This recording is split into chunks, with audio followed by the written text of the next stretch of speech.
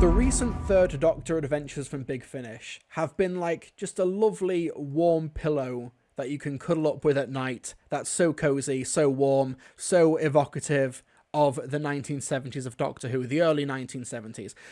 However, despite that, I always still feel a little bit trepidatious when going into these releases because they've started doing full-on stories that are 6 or 7 parters. And I do not care how good you think Ambassadors of Death is, 7 parts is way too long for that story. Same for the Silurians. So a story needs to actually have a lot on its mind, a lot to say, or at the very least some really engaging and inventive characters in order to justify being a full-blown 7-parter, which is always my worry when going into one of these Big Finish Third Doctor sets. But like I said, we are in safe hands. This is directed by Nicholas Briggs, with a script written by Eddie Robson, starring Tim Treloar as the Third Doctor, John Culshaw as Brigadier Alistair Gordon-Lethbridge-Stewart, and Daisy Ashford, who is the daughter of Caroline John, who played Liz Shaw in the classic series, filling in for the role of Liz Shaw here as well, and doing a terrific job. What about Inferno? Inferno is the exception that proves the rule.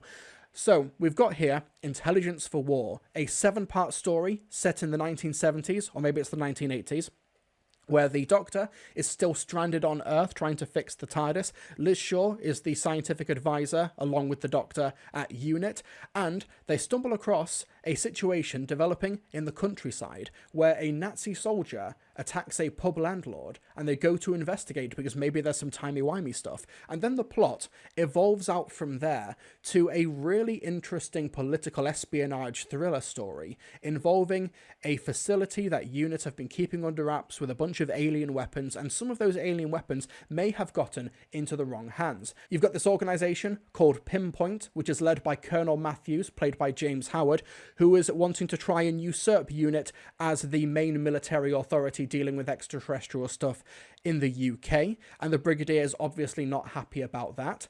And Liz Shaw winds up being kidnapped because of her anti-war protesting and her work during her college years. And during her time incarcerated, she becomes the victim of several interrogations using some strange mind manipulation weapons, which is a really interesting approach to take the story. Let's play a clip from Intelligence for War. Liz, wake up. Doctor? Shh. Now this time you must be an induced hallucination. No, it's really me again. What are you doing? Getting you out. What? But how did you get... You're not safe here, Liz. They're using advanced technology, almost certainly alien, and I'm not convinced they know what they're doing with it. But you can't just do a jailbreak. They might take this as an admission of guilt on my part. Just say I abducted you. Tell them you didn't have a choice. Then they'd arrest you. Look, never mind all that. There's been a development in that Huncleath business. Oh? What exactly? This little device is what was causing all that trouble. Really? What is it? A weapon of sorts. A weapon? But it looks It like... attaches to a person and makes others see them as an enemy, using their own memories and perceptions to fill in the gaps. It can even make the person it's attached to act accordingly. So that's why when Ken saw... Exactly. Now, I have 2 such devices.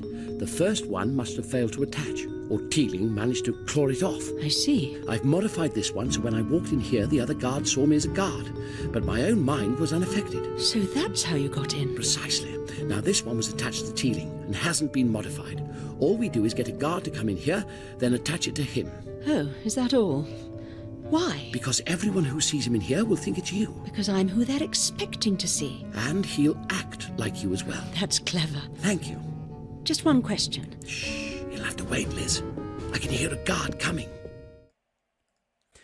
For those folks asking, that's Tim Treloar, who has been voicing the Third Doctor, who was played by Jon Pertwee in the classic series. He's been voicing him for Big Finish for several years now, and he just keeps on getting better and better. It's not one of those pitch-perfect impressions. He's not somebody like, say, John Culshaw or Jonathan Carley, but he's somebody who really captures the essence and the spirit of the Third Doctor. And this is a really good Third Doctor story, but I will say this is absolutely a terrific Liz Shaw story, and Daisy Ashford does a terrific job over the course of this 7-parter. What I really like about Intelligence for War, and this is a really, really good story, it does still fit into that sort of like Third Doctor comfort blanket approach, but it's a 7-parter, but it actually justifies the length of the story. Firstly, because it's actually really, really well paced. This is a story that did not feel like 7 parts, and that in my opinion, for this type of format, is the best and biggest compliment that you can give.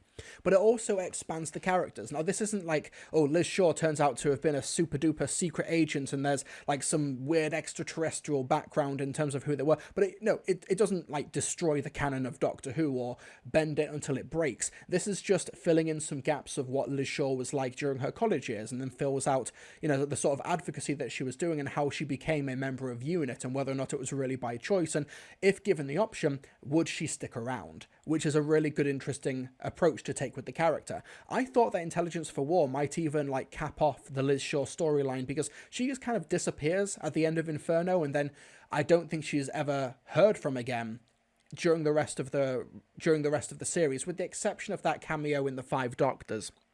But we don't quite get that here, nor would I mark this story down for not giving us that, I just want to clarify. But this is a story that makes great use of all of its characters over the 7-part story. You've got the Third Doctor, who is trying to figure out what's happening with this, what could be an alien invasion.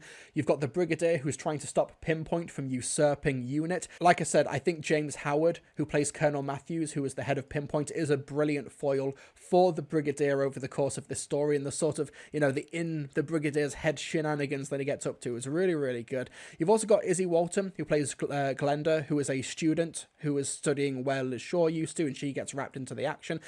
Izzy's really good here. She's also done some Doctor Who fan audios. She's in Miles Taylor's Doctor Who fan audios as well, so you've got a fan actor who is making their way into the actual show proper, in Big Finish in this case, which is really, really awesome to see.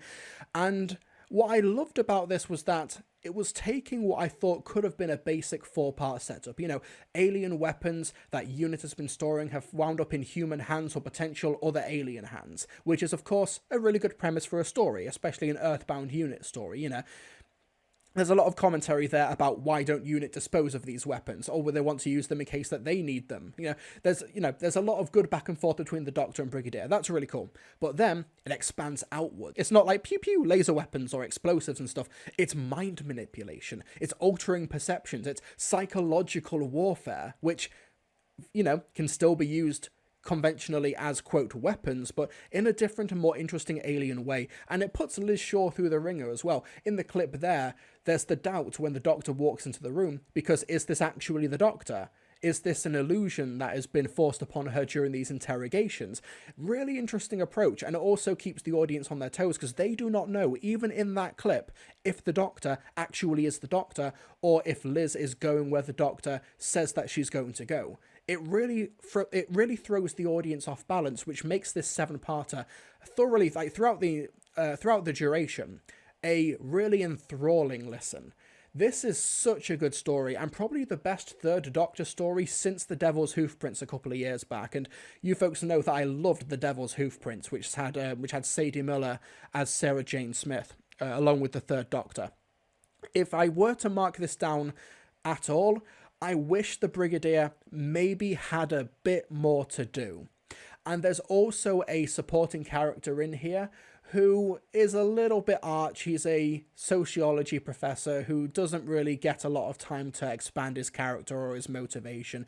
They make a big deal about whether or not he has the convictions in and of himself to change the world how he sees it. That felt a little bit half-baked, but honestly, just me saying that now and thinking about it in this review, it feels like I'm scraping the bottom of the barrel for criticisms, because Intelligence for War is just so solidly constructed. It makes great use of its characters, soundscape and the music and everything you'd expect, of course from the direction from Nicholas Briggs as well. It's just textbook 1970s Doctor Who.